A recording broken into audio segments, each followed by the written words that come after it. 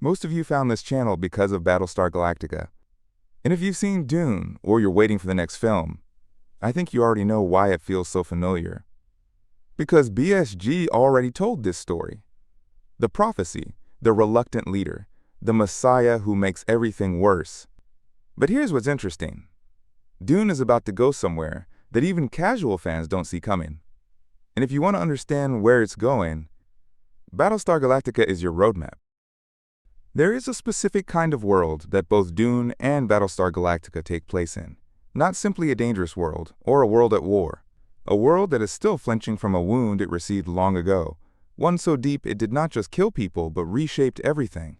The politics, the religion, the relationship between humanity and the tools it builds. In both cases, that wound came from machines. In Dune, it is called the Butlerian Jihad, a war fought thousands of years before Paul is born, in which humanity destroyed its own thinking machines and then made a civilization-wide decision never to rebuild them. The result is a galactic empire that looks like feudal Europe in space, but is actually something stranger, a society that deliberately stunted its own technological development and built an entire culture around justifying that choice. In Battlestar Galactica, the wound is fresher. The Cylons attacked a generation ago. The survivors are still running. There is no thousands-year buffer here. The trauma is not ancient history. It is last Tuesday. But here is what both stories understand that most science fiction misses. The most important consequence of that trauma is not technological. It is spiritual. When humanity stops trusting machines, it reaches for something to fill the gap. Reason and calculation had been delegated to technology, and technology tried to kill everyone. So both civilizations turn away from the calculable and toward the ineffable. They turn to faith, and faith, in both universes, comes prepackaged with something humanity now desperately needs: a prophecy, and someone to fulfill it. This is the mechanism both stories are built on. Trauma creates a vacuum. People who are frightened and lost do not sit with uncertainty. They look for pattern, for meaning, for someone who can tell them that what happened was not random, that it was part of something larger, that there is a destination on the other side of the suffering. They look, in other words, for a Messiah. What makes both Dune and Battlestar Galactica unsettling is that they refuse to treat this as a comfort. The prophecies feel real. The leaders who emerge feel genuine. But underneath everything, both stories are asking the same quiet and deeply uncomfortable question: is the prophecy divine, or did someone write it in advance, knowing exactly what kind of people a traumatized civilization would be desperate enough to follow? The trauma is the foundation, but the foundation was always meant to hold something up. There's a storytelling shortcut that appears in almost every hero narrative ever written. The chosen one resists the call. They say no, or not me, or I am not ready. Then something happens and they accept. The resistance is brief. It is a formality. It exists so the audience can feel the hero is humble before they become powerful, and then everyone moves on. Dune and Battlestar Galactica are doing something different. Something that looks like that shortcut from a distance, but is, on closer inspection, far more uncomfortable. Paul Atreides does not resist the Messiah role out of false modesty. He resists it because he has seen what it leads to. The visions are specific. Billions dead. Armies moving across planets under his banner. Killing in his name. He knows where this goes before it starts, and he ends up there anyway. Not because he stops caring. Not because he gives up. But because each individual decision, in the moment it is made, seems either necessary or unavoidable. By the time he accepts what he has become, it does not feel like victory. It feels like a man who has been walking toward a cliff for years, knowing exactly where he was going, and finally running out of ground. Laura Roslin does not want the job either, and unlike Paul, she never even wanted the smaller job that came before it. She is the Secretary of Education, 43rd in the line of succession, a position that exists on paper in case of catastrophe. Then the Cylons attack, and she is being sworn in as president of a civilization that has just been effectively destroyed. She takes it because there is no one else. And then, slowly, the prophecy finds her. She does not decide to become the dying leader of the Sacred Scrolls. She is pushed into it, by events and by the people around her, until the role fits whether she chose it or not. Here is what both stories are doing with this reluctance, and why it matters. The reluctant Messiah is one of fiction's most beloved figures, because reluctance reads as a moral credential, We trust Paul more because he fears the jihad. We trust Rosalind more because she seems genuinely uncomfortable with the prophet role. Their hesitation signals that they are not the dangerous kind of leader. But that trust, that lowering of collective guard, is exactly what allows the machinery of prophecy to move forward without serious resistance. We root for them because they don't want it. That is the trap. There is a fantasy embedded in the idea of prophecy that is so intuitive it rarely gets examined. The fantasy is this: if you could see what was coming, you could change it. Knowledge is power. If Paul can see the jihad before it happens, surely that vision is what allows him to prevent it. Both Dune and Battlestar Galactica follow this fantasy all the way to its conclusion. The conclusion is that the fantasy is wrong. Paul's prescience shows him not one future, but many, a branching network of possibilities, paths splitting and reconverging across time. This should be an overwhelming advantage. But the paths keep leading to the same place. No matter which thread he follows, no matter which decision he makes or avoids, the jihad keeps appearing at the end of it. What he cannot find, no matter how carefully he looks, is the path that avoids it entirely. But there is a second layer, more insidious than the first. Once you have seen a future clearly enough, you begin, without deciding to move toward it. The vision colonizes your decision-making. The future you have seen stops feeling like one possibility among many and starts feeling like territory you are already navigating. Paul does not simply fail to prevent the jihad. He makes choices, each one defensible, each one seemingly forced, that systematically remove every obstacle between the present and the future he saw. He builds it himself, one decision at a time, guided by the vision he was trying to escape.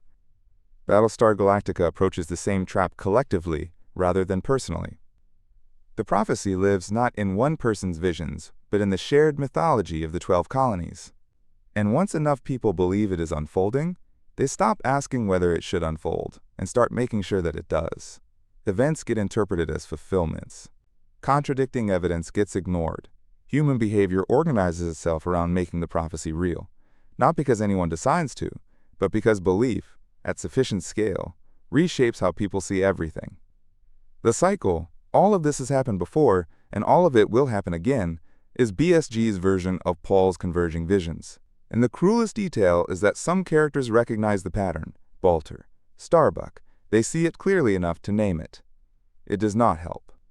Knowing the future is not power. It is a sentence, and you have to spend it watching yourself carry it out.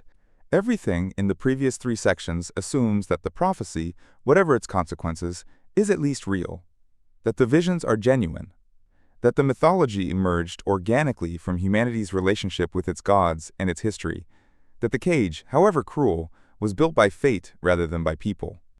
Now we pull back the curtain. In Dune, the have been operating on Arrakis for generations before Paul arrives. Their missionaries traveled to every planet in the Imperium, including Arrakis, deliberately seeding local cultures with myths.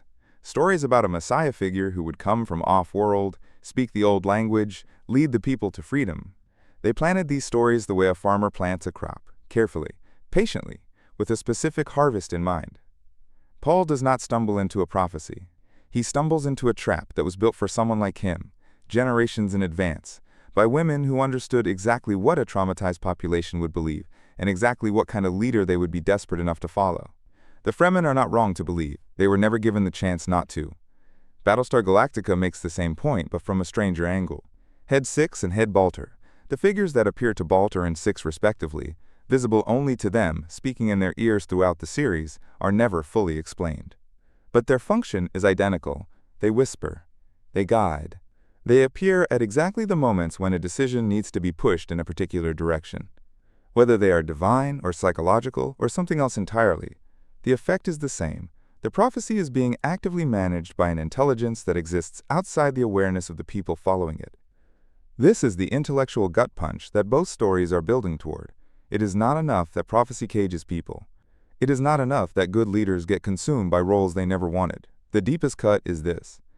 Someone wrote the script before the Messiah ever arrived. The Fremen believed because they were taught to believe. The fleet followed the scrolls because the scrolls were already there, already pointing at Rosalind, already describing a dying leader before she was even born. The prophecy feels divine because that is exactly how it was designed to feel. And the scariest part is not that it works, it is that it still works even when you know. Everything builds to this. The trauma, the reluctant leaders, the visions, the engineered prophecy, all of it exists to make this point land with the weight it deserves. Because this is where both stories separate themselves from virtually every other science fiction narrative ever told, and where they reveal what they were actually arguing all along. The Messiah arrives, and things get worse. Paul defeats the Emperor, he unites the Fremen. He wins, completely and decisively, every battle the first half of his story sets up, and then the jihad begins. Armies march under his banner across dozens of worlds, killing in his name, and the numbers are not metaphorical. Billions dead, civilizations disrupted, an empire reshaped by violence that Paul saw coming and could not stop and is now, in the most terrible sense, responsible for. He wanted to prevent this. He understood the danger better than anyone around him.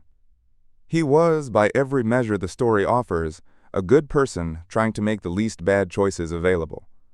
It was not enough. It was never going to be enough.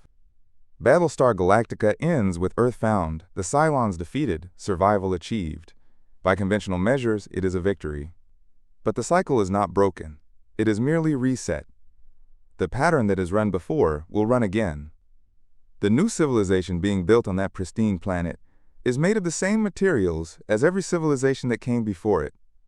The same fears, the same needs, the same desperate hunger for someone to follow.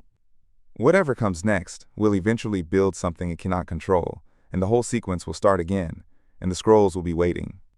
Neither story is saying that Paul and Rosalind were frauds, or that the people who followed them were fools. That would be too simple and too comforting. What they are saying is harder to sit with. The problem is not the Messiah, the problem is the need for one. Trauma creates the vacuum, prophecy fills it. Reluctant leaders get pulled in. Visions lock the future in place. Someone engineered the whole system in advance. And at the end of all of it, after everything the chosen one sacrifices and suffers and becomes, the underlying wound is still there. The civilization is still broken in the same way it was broken at the beginning. Still waiting, whether it knows it or not, for the next Messiah to arrive.